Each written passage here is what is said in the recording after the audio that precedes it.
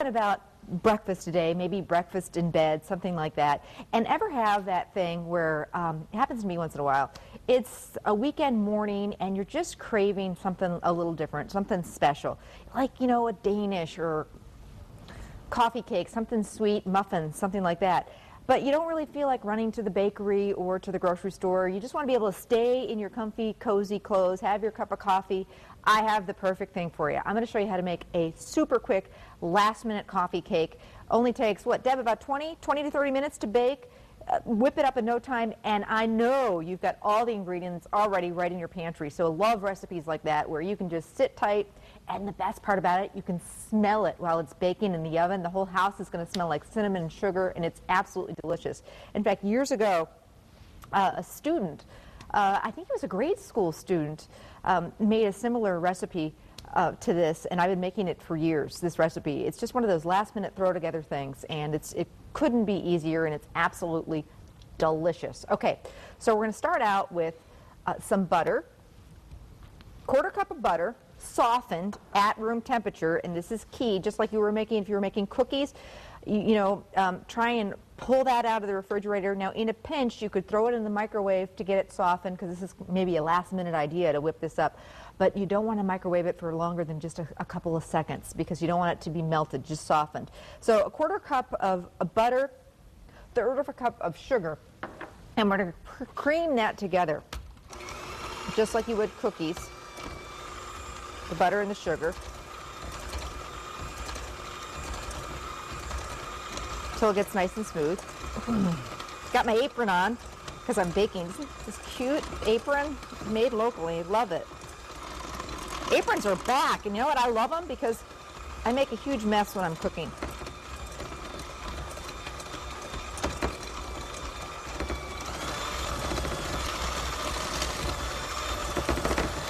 Okay, so I'm just creaming the butter and sugar together. That's perfect. Now we're going to add 1 egg, and I'm going to be very disciplined. I'm going to break the egg into a glass bowl so that I'm making sure not to get any shell in there, especially if the kids are helping out in the kitchen, which certainly pull them into the kitchen to help you pull this whole breakfast in bed thing off. I mean, that's even more fun. So 1 egg in here and no shell. Did good. Add that in.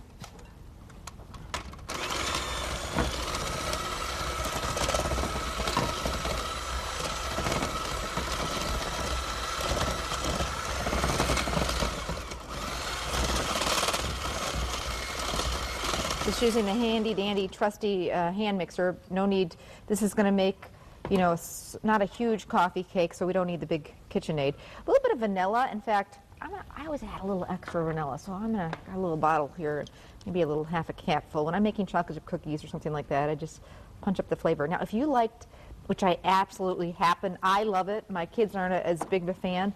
So if I was just making this for Bob and I, a little bit of almond extract in place of vanilla would really have that nice almond flavor in the coffee cake, which I really like. So adding my vanilla in here. Now I'm going to add my dry ingredients. I've got some salt, got some baking powder.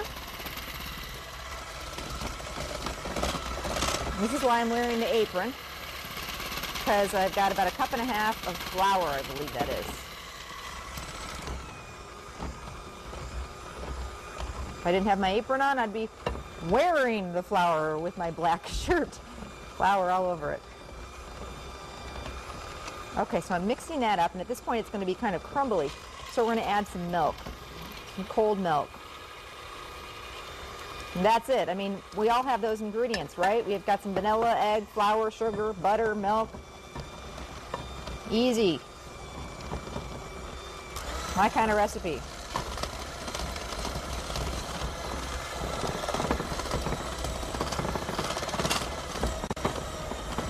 It's going to be kind of a sticky recipe. It's perfect. There we go. It's going to kind of spread in. This is a traditional coffee cake. So very thick batter, not a lot of ingredients, really tasty, especially with, wait till you see what we're going to put on top. That's really what makes this. It's kind of a, well, it's a streusel-y topping, which is my favorite part. Okay, so you can either do this in an 8x8, a 9x9 square, or 8x8 square pan, or a round cake pan. Doesn't matter. And you can certainly butter or grease that pan just to make sure it doesn't stick.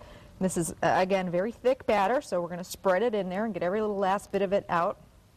I was trying to remember the last time Bob and I did breakfast in bed together, and I have to tell you, I think, you know, it's like when you're newlyweds, you do that kind of stuff. Well, we've been married coming up on 18 years, and it's been a while, so I think it's time to do it again. You know, you got to do little stuff like that, the little special stuff.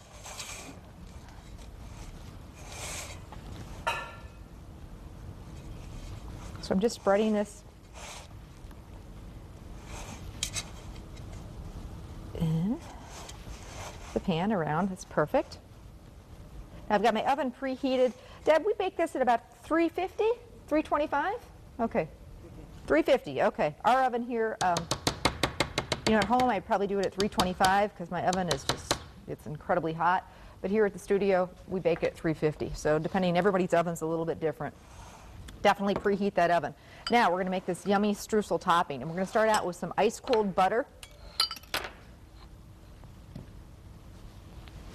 I've got a fork or a pastry blender if you have one of those.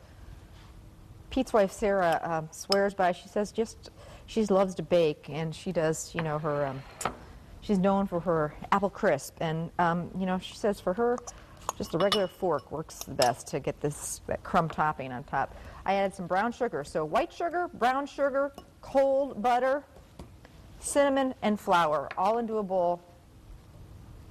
And the original recipe just had half of this crumbly topping, and I said, no, no, no. So we doubled the recipe for this crumbly topping because, come on, it's the best part of the coffee cake, right? And this is what's going to smell so delicious, the cinnamon in here. Now, if you love nuts in your coffee cake, feel free to put some pecans or some walnuts in this crumb topping.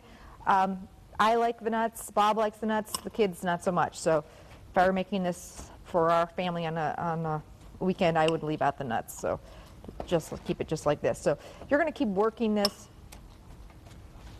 until it gets crumbly, kind of, you know what, Dad, did you end up using your fingers after a while? I did. You know, I think that's what Sarah uses, I think. She said she used her fingers. Is it a fork or fingers? I don't know. Sometimes you don't need all the fancy gadgets. Just get in there.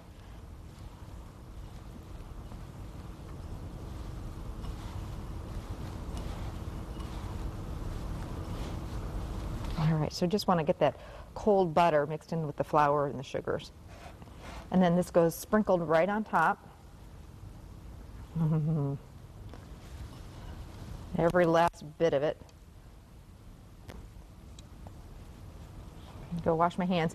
Into the oven it goes. About 25 minutes. Wait. You got to see how it looks when it comes out.